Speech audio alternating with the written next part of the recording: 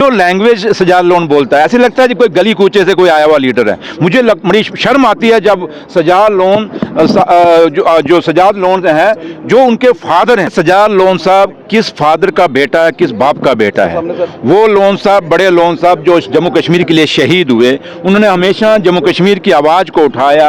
ये उन्हीं को आगे रिप्रेजेंट करता है, उनकी डायनेस्टी को रिप्रेजेंट करता है। और जो लैंग्वेज सजाद लोन बोलता है, ऐसे लगता है कि कोई गली कूचे से कोई आया हुआ लीडर है। मुझे बड़ी शर्म आती है जब सजाद लोन जो सजाद लोन है, जो उनके फादर हैं, उनके लिए मेरे दिल में बहुत इज्जत है। लेकिन सजाद लोन जो विरासत वोट उनके नाम पे लेता है, लेकिन जुबान उसकी पता नहीं कहाँ से, मैं कहीं बाहर से आती है।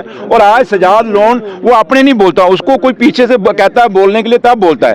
कल इतना बड़ा सीरियस कंसर्न ऑनरेबल एमएलए दिखा रहे थे, और जिस सिक्योरिटी लैब्स के कारण सजाद लोन के फादर साहब की डेथ हुई, वो शहीद हुए, आज वही सजाद लोन तंज कस रहा है नेशनल कॉन्फ्रेंस के लोगों पे कि ये इनको कोई सिक्योरिटी नहीं चाहिए, ये ड्रामा करते हैं, ये शहीद बनने की कोशिश करते हैं। तो इसलिए जब सजाद लोन की ये लैंग्वेज, एक गली कूचे वाली लैंग्वेज बोलता है, शर्म आती है मुझे कि ये बड़े लोन साहब की कहीं ना कहीं उनकी जो पूरी उम्र का जो सरमाया इसके हाथ में दिया है, वो कहीं ना कहीं उनकी इंसल्ट करता है। समीर साहब पता नहीं कहीं सुबह सुबह बीजेपी वाले खेमे से तो नहीं निकल के आए, तो इसलिए तभी ये भूल गए। देखिए, जब खित्ता पीर पंचाल का भी जहाँ तक मुद्दा है, चाहे चिनाब वैली का है, चाहे कंडी बेल्ट है, चाहे कश्मीर के अंदर है, जहाँ जहाँ भी डिसेंट्रलाइजेशन की जरूरत है, होनी चाहिए, और इसमें कोई शक नहीं। और ये डिमांड आज की नहीं है। आपको याद होगा 96 में डॉक्टर फारूक अब्दुल्ला साहब और नेशनल कॉन्फ्रेंस ने कहा था कि जम्मू कश्मीर में पावर जो है डिसेंट्रलाइज होनी चाहिए। और मैं जहाँ खड़ा हूँ, मैं नौशहरा का है, नौशहरा आपको याद होगा 52 डेज बंद रहा, इसीलिए कि जम्मू को, नौशहरा को डिस्ट्रिक्ट का दर्जा दिया जाए, दुकानें बंद रही। तो मैं क्यों नहीं चाहूंगा कि नौशहरा को डिस्ट्रिक्ट का दर्जा दिया जाए, होना चाहिए। लेकिन आप सियासत के नाम पे कोई बिल लेके आएंगे तो वो बिल की बात नहीं बनती। अगर वाहिद साहब बड़ा सिंसियर है तो जरा उनको पूछ लीजिए, 11 आपकी और बीजेपी की, पीडीपी और बीजेपी की अलायंस में सरकार थी, तब उनको सुन लो ना, आपको मर्ची क्यों लग रही है, सुन लो।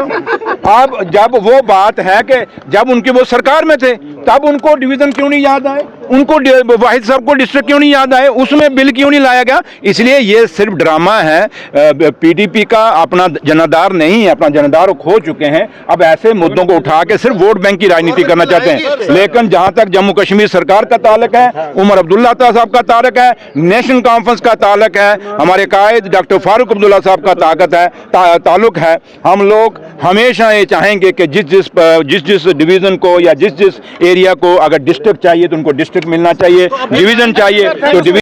पूछते हो तो मुझे लगता है आप मुद्दा जो इतना बड़ा जेन्युइन मुद्दा है, जिनके साथ लाखों फैमिलियां जुड़ी हुई हैं, आप उस मुद्दे की इंपॉर्टेंस को ख़त्म करते हैं, उनकी डिमांड की भी इंपॉर्टेंस कम होती है। तो लिहाजा जो हमने वादा किया है और जो वादा ऑनरेबल सीएम साहब ने on the floor of the house किया हुआ है, वो वादा हम निभाएंगे। और डेली वेजर खाली पीएचई के नहीं, डेली वेजर जिस डिपार्टमेंट के अंदर हैं, पूरी लिस्ट सरकार के पास है, उनको हम रेगुलाइज करेंगे, ये वादा हमारा। आप डीजी साहब को पूछिए कि आप एक तरफ नवाज सूब की सिक्योरिटी विड्रा कर रहे हैं, दूसरी साइड आप ऑनरेबल एमएलए के स्कॉट विड्रा कर रहे हैं, उनके सिक्योरिटी को कटछाट कर रहे हैं। मेरी खुद की भी सिक्योरिटी उन्होंने कटछाट की है।